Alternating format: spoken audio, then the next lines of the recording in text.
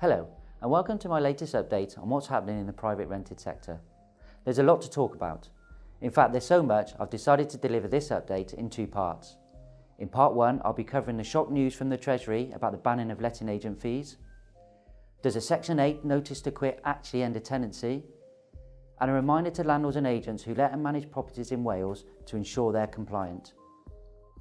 In the second part of my update, I'll talk about how the regulation is affecting landlords and letting agents, including some recent examples where landlords and letting agents who found themselves on the wrong end of enforcement, and a view on a new idea for councils and landlords to work together to deliver a joint approach to regulation. I'll also cover the government's latest consultation on licensing of HMOs and also client money protection. And finally, I'll finish with a good news story for landlords in relation to a recent appeal court hearing.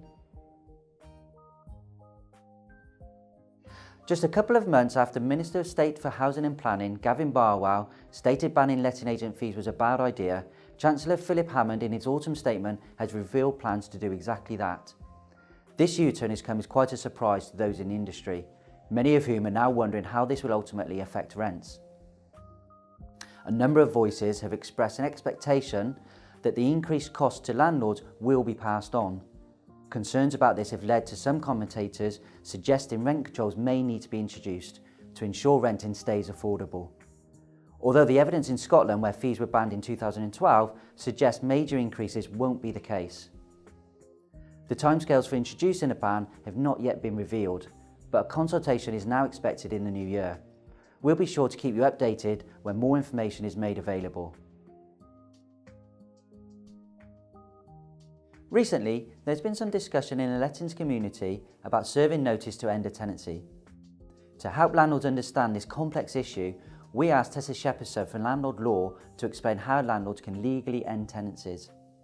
Over on our blog, she explains the ins and outs of notices to quit, ending a tenancy under the Housing Act 1988, and the difference between the Section 8 and Section 21 process for ending tenancies. It's well worth checking this out if you'd like a better understanding of the process for ending a tenancy. It's worth noting that the changes introduced by Section 21 of the Deregulation Act 2015 mentioned in the previous topic don't apply to tenancies in Wales.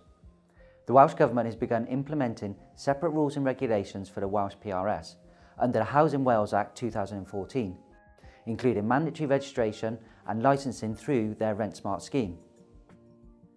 The deadline for landlords and agents to register was the 23rd of November 2016, and now, if you're unlicensed and operating in Wales, it's a legal offence. To find out more about the scheme and to ensure you're compliant, go to www.rentsmart.gov.wales. At this point, part one of my update comes to an end. To watch part two, click on the link on screen.